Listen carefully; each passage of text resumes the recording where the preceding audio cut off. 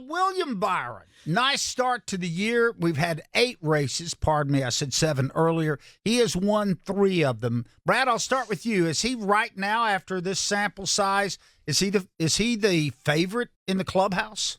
I think that's hard to deny. I will say Kyle Larson is probably a very close second, but William Byron is the one who's getting it done and driving into victory lane with regularity. I mean, the Daytona win, it wasn't like one that he was just there at the end. Obviously, the big win at Circuit of the Americas, that was a dominating performance, and he led the most laps at Martinsville Speedway as well. So I think the difference between him winning this year in the 3 victories versus the 6 he had in the entirety of the season last year, I feel like every single one of these wins this year have come with authority. Whereas last year, there were a couple he was there at the end, and when a couple of drivers were fighting for the lead and wrecked, there he was taking the checkered flag. But no question in my mind that when it comes to performance, they are the lead dog over at Hendrick.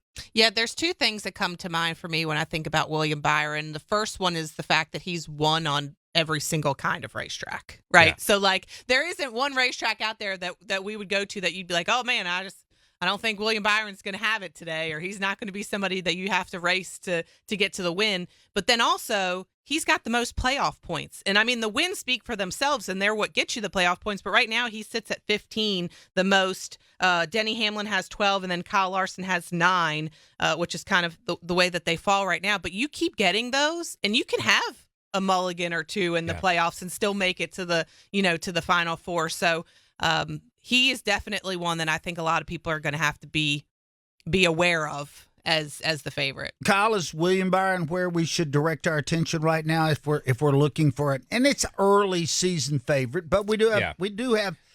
It's impressive to me that he's won on 3 kinds of tracks. Yeah, that's impressive. And back to what Brad said, I agree 1,000%. Last year he got those 6 wins, but they weren't wins. He got the trophy and went home with it, but he didn't just go take it and grab the race and run with it. He's grabbed these other races, and he's taken them and he's run with it. I see Byron, and I look at it a little bit different, and I'll say it this way, is I believe, and listen, the interview that we played from him earlier in the show here, he speaks like Jeff Gordon. He talks about the team. He talks about the sport. He talks about what they can do, the little things, stuff like that. He doesn't give you these BS answers a lot of times. He may get to that point, but he's not there right now. He's really insightful into where the team is. And I think that shows that William Byron is a Jeff Gordon style driver. Kevin Harvick and I had this conversation the other day. There are drivers that drive cars. Kyle Larson is that guy. He don't want to know anything about a car. He just jumps in and he's going to get the maximum out of it no matter what. William Byron is a guy that drives the car and then says, I think we can move the ball forward if we change this and we work this and we do this. That's the way Jeff Gordon was. He could drive the bus. He could move the whole team forward. William Byron can move the whole team forward. And I think that speaks volumes for the Hendrick organization, that now they've got a guy who can drive this organization for the next 10 or 12 years and keep that going. So if you want to get on the William Byron bus, it's like getting on the Jeff Gordon bus when he was there. It's like getting on the Kevin Harvick bus when he was at Childress, and then when he first went to it's like getting on the Kurt Busch bus. Kurt Busch could take more teams and turn them around and head them in the right direction. There's very few drivers that can do that, but I think Byron can. All right, so William Byron right now has established himself as the favorite.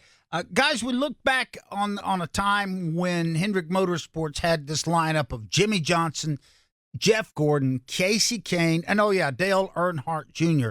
And I thought, well, they'll never be able to do that. Brad Gillie, does this current lineup that they have, can they get in that ballpark with the all-star lineup that Hendrick once had? You know, if you remember a few years ago when they first had this lineup, Alex Bowman was out there winning multiple races. You had Kyle Larson, who went and won a championship. Chase Elliott coming off of a championship. Obviously, William Byron with all of his potential. The one thing that we talked a lot about is Rick Hendrick has all these people under contract, and they're all under 30 years old. Now, some of them are getting a little bit older, but now they're coming into their own in that regard. And are we in the sweet spot of development developing that, meaning that maybe 6 years from now, we're going to be talking about the all-star lineup that they started way back when in the early 2020s. And I think that says a lot. I think this is something that we talked about when it was a young team. Now it's something that's coming to fruition. Is that? I think the longevity is what is the key point to be made there, Brad. You're right, because every single one of the drivers that is with Hendrick now, I could see being there with them for years and years to come.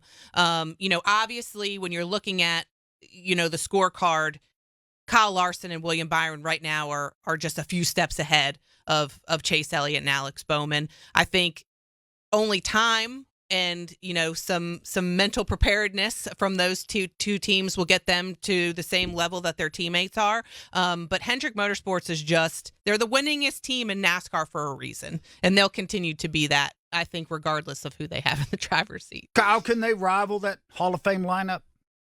So that's a good question. I think I go way back. So you go back to when it was just Jeff. You go back to when Tim Richmond came along. You go back to when they had Schrader and Ricky Craven and Casey Mears. And, they've always dabbled and moved and shuffled and shook. And all of a sudden they ended up with the lineup that you're talking about. The problem when they ended up with that lineup is they stuck with it for so freaking long that they had to wipe the slate clean and start all over at some point in time because they didn't have any infusion of anything else coming into it. I think what they've got now, and to Brad's point, at one time they were all below the age of 30. And you looked at it and you think, oh my gosh, what are these guys doing? They're rebuilding. We're watching a major league team rebuild, and they're rebuilding into a place where I think they have a different philosophy this time, especially with Jeff being there. And it's going to be interesting to see who starts getting cut from this lineup to increase that lineup moving forward. And that's going to be, if you're William Byron, you're feeling pretty comfortable right now. If you're Kyle Larson, you're feeling comfortable. If you're Alex Bowman, you're not feeling as comfortable right now. I mean, let's be totally honest. Alex Bowman's the only guy that went back to the house and had to say, yeah, I run eighth.